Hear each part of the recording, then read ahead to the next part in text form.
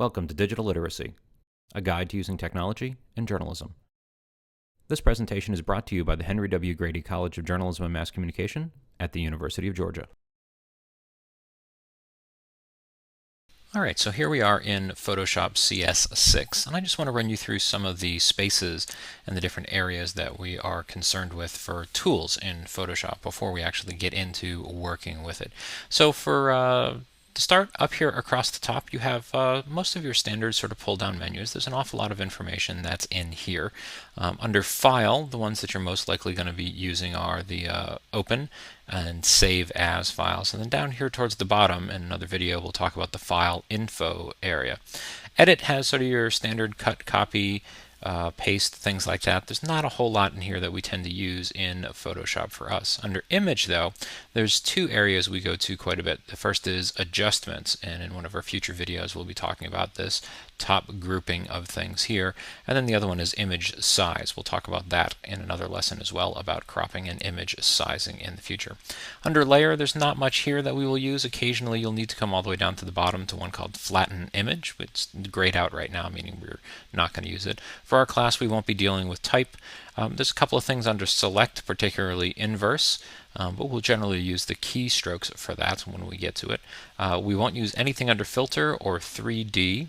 Under View, there are a couple of things here, and we'll talk about those in this video here in a few moments, and that's the Zoom In, Zoom Out, Fit on Screen, and then the 100% as well. And these are just tools for how you can see what's going on in your image. And then lastly, under Window, which is where we're going to start, there are a couple of things that I'm going to recommend that you always have up. So you can see that I have two checked right here of History and Info, and these windows are these things over here along the right hand side. And there's a third one that I like to have up, and that's called Layers. And so what I usually do is I make the layers kind of small, and you can come in between here and get a little arrow and you can shrink that down. And later on in the semester we'll be doing adjustment layers for toning. At the beginning of the semester we're not going to worry too much about it. But the Info up at the top and History, those are two that we are going to use. And I'm actually going to start here in the middle. What History does is it gives you a listing of all of the different things that you have done to your image. And I believe the default in Photoshop is for the last 20 things. So this sort of gives you multiple levels of undo. And what that allows you to do is if you go down a path with your cropping and your toning, you decide, I don't like this, but you want to save some of the earlier ones, you can just click backwards and undo the last couple of things. Now, Info is really important, particularly this upper left-hand corner here where it says RGB. Right now you're going to see that there's no values there. But what I want you to pay attention to is as I move out into my image, you're going to start to see, sorry, let me click there we go.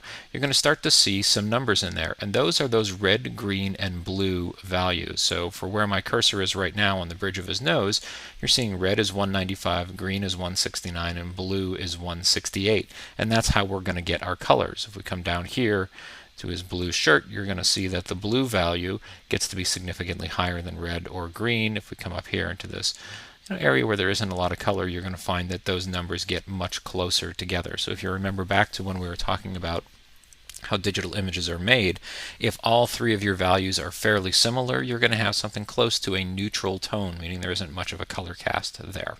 So that's the Info window there. We talked about History. Layers, again, we'll deal with that a little bit later on. I do want to come back under View here, and the second grouping of things in here of Zoom In, Zoom Out, Fit on Screen, and 100%. These are four that you're going to use quite a bit. If you want to zoom in on a section of your image, you can hit Command plus, and that will let you zoom in. And then you can hold down the space bar and you'll see that my cursor turns to a hand, and this is going to let us move around a little bit. In the lower left hand corner we've got a percentage here. So right now this is at 200%. That means that for every 1 pixel on my image it's showing as 2 pixels here. Generally we're not going to want to go beyond 100%, which is that 1-to-1 ratio. And to zoom back out again, I can hit Command minus, and that brings me back down to 100% there. Now there's two other keystrokes in there. If you looked closely, you're going to see that there's a Command 0 and a Command 1. Command 0 will let you see your full image. All right, so now I'm seeing all the way edge to edge fit within my workspace there. Command 1 automatically snaps me back to that 100%. And again, you want to be looking at 100% to judge for sharpness. So I'm going to go ahead and I'm going to pop back out here to that fit in the screen mode there. Now, the other area where we have some things that we pay attention to is this toolbar down here along the left-hand side. And there's not a whole lot of tools that for photojournalism we're going to use. The two most common ones are going to be the lasso, which is the third one down here, and the quick key for that is the letter L. And then two below that is the crop tool, which is the letter C. So at any point in time that you're working on your image, you can just touch the letter C, and you're going to go ahead and you will get your crop tool there. So one of the things you want to check when you're in the crop tool is you'll see that up here below the menus you have all of this new information here. Like over here at the left we have unconstrained is one thing, and then there's some blank boxes in here. This is so that you can adjust the way you do your crops. So an unconstrained crop allows you to sort of draw the box just by clicking and dragging from a corner any way that you want. You'll see that you got those nice rule of thirds grids there. Constrained would happen if I start to punch in some pixel dimensions here. So let's say that I was going to be using this as the mugshot in a newspaper, and I knew what the size of that mugshot was. And let's say it's 1.5 inches by 2 inches. All right. Now what's going to happen is as I adjust this box, it stays in this proportional scale. All right. So I'd say if I want this is a mugshot, this is not a great mugshot because he's not really looking close towards us. We do something maybe like this. Maybe I'll include the edge of his hat there just because it's a pretty nice hat. And then I can just hit return, and that's going to go ahead and apply that crop. If we come back over here and look at history, you can see that that's there, and I can just tap on open and go back. With the exception of one assignment, you're not going to be doing constrained crops in here, but it's important to know that those are there. Now, there are some funny cropping behaviors in here. If you come under the tools here, you'll see that I have checked classic mode. There's this little gear here. That first thing that's there is the classic mode. I strongly recommend that you have that checked, and some folks don't like it, some folks do. My preference is I'm going to uncheck it and watch what happens now as I do this. It moves the image all over the place, and this just, I've been working in Photoshop a long time. That sort of drives me insane, so I tend to use just the classic mode because I believe that's just a little bit easier for me to use.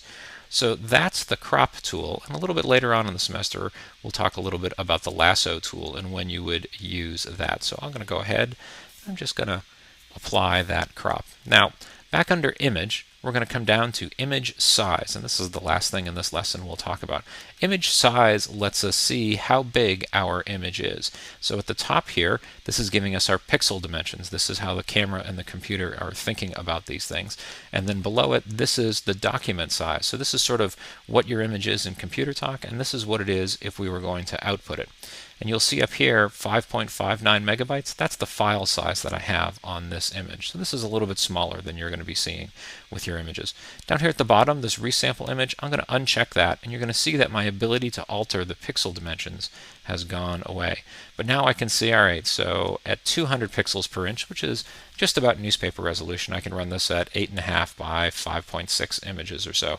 If I increase this to 300 pixels, you'll see that it's going to drop to 5.76 inches by 3.77 inches. And if National Geographic calls me and says they want to run this, they're going to run it at 2.5 by 1.6 inches. So not a really big size there.